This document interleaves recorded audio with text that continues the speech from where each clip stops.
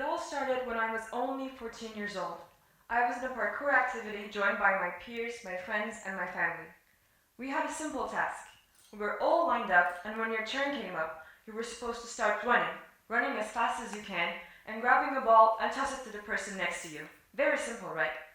And when it was my turn, I started running, just like everybody else. But then something happened. I trampled upon something, and then I fell down to the ground instantly. However, this was different than all the other times that I've previously fallen into the ground. This time, I was feeling like I couldn't control my muscles anymore. My control over them, my feeling of them, was suddenly vanished. I felt like my legs were not my legs anymore. They were like toothpicks, vague, small toothpicks that were bending, and with every passing second, they were just going to snap into half, like that. Even if I didn't know at the time, that was my very first symptom of myasthenia gravis. But what is myasthenia gravis? Myasthenia is a chronic autoimmune disorder that causes your weakness in your muscles and limits your control of them.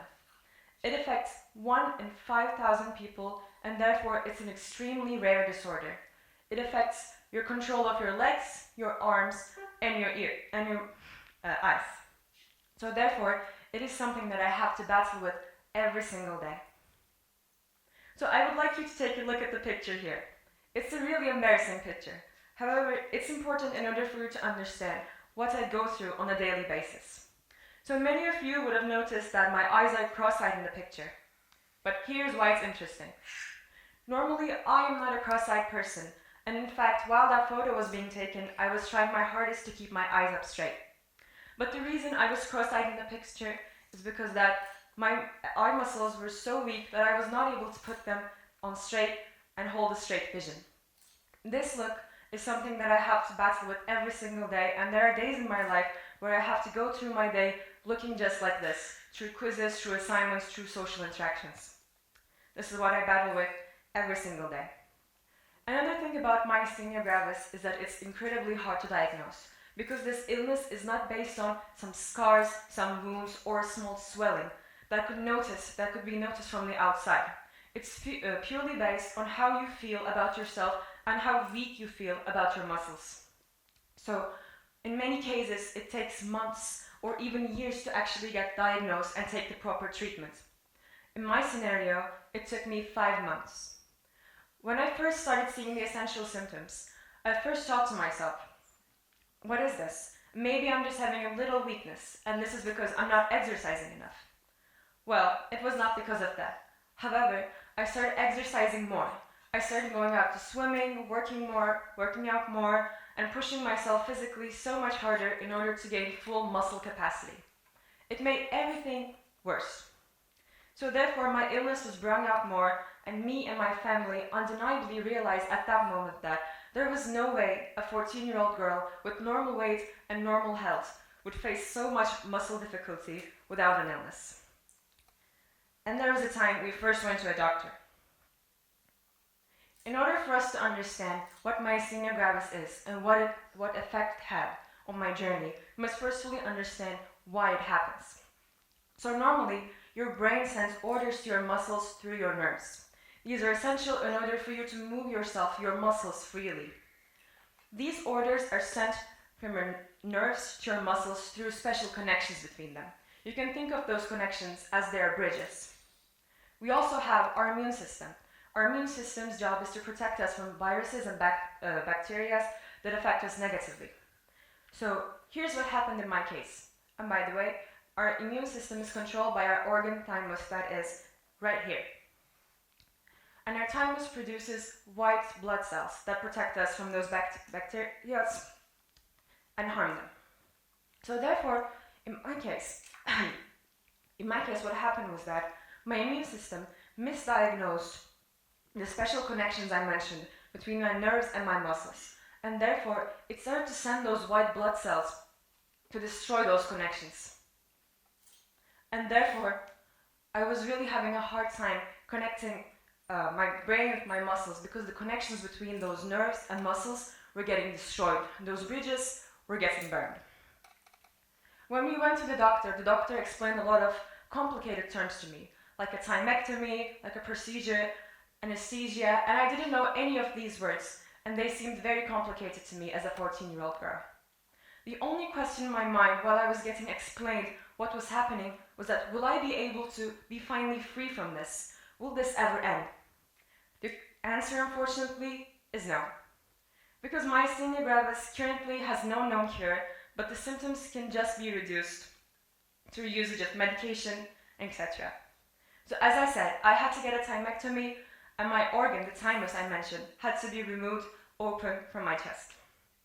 It was a very painful procedure. However, I got through it, and one of the most difficult parts of living with myasthenia gravis and that procedure was actually explaining it to people despite the physical setbacks. So that's where it all began. A withdrawal, a downward spiral. After I got back to school, after the diagnosis and the surgery, I started to use the elevators frequently. This is an example. I started to use the elevators a lot frequently in order to not be using the stairs because they tired me a lot. And in elevators, I often ran out to our teachers, and as a part of the procedure, they would often ask, "Why are you using the elevator?" Because from the outside, I seemed perfectly fine, and I seemed like there was nothing wrong with me. So here's where it gets tricky, and I will let you do the math. So considering our school elevators are really slow, but also considering that I just take one floor of elevators, how long would it take me to actually be in touch, to actually talk with a teacher in the elevator? Let me give an answer to that, a maximum of 10 seconds. But how long does it actually take to explain the illness, the surgery, why I'm actually weak about my muscles? It takes about 45 seconds. So you do the math. After a point, I started making out excuses. I started to say that my leg is twitching, or I broke my ankle, sprained my wrist, something that people could emphasize with. And therefore, after a point, I started to believe that I was making things up.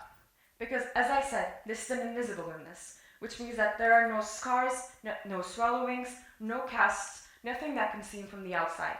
And after a point, that also started to affect me. Because whenever I looked at the mirror, I could see nothing physical, but just a girl who was feeling really weak in her own body.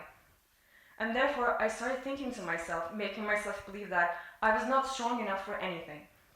And that began the downward spiral. At that point, I started to take behind on life. I was not studying anymore, not doing social interactions anymore as I used to, and I was falling back on a lot of subjects. But what was the turning point? What made me realize that I should be pursuing life and not giving up? It was when I realized that myasthenia gravis, you see, is an illness that men over 50 battle with. And it's an invisible illness, so therefore you get no outside empathy from actually battling with that. You only get angry stares from the old ladies in the bus because you're not giving them your seat. So therefore, I started to think to myself, if a man over 50 is struggling with this, how am I so strong to actually be battling with such an illness at the age of 14? And that's when I realized my true strength and true power. Because as we embrace the battles we're secretly fighting, we actually embrace how strong we are and we realize our true potential. Because battling with something is the biggest sign of how strong you are. And that was my turning point. After that, I started to reach out more and join more and more things. I won't say that what I do is incredible, however, from where I came from, I believe that I'm proud of myself. One of the important things I did for myself was actually joining the student council and running for that.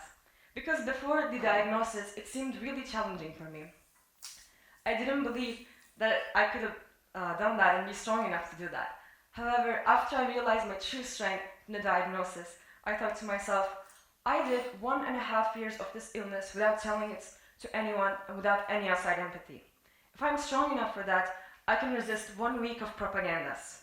And also, another important thing I believe I can do is I want to open a non-profit organization for other people, young people, who are struggling with invisible illnesses, just like me.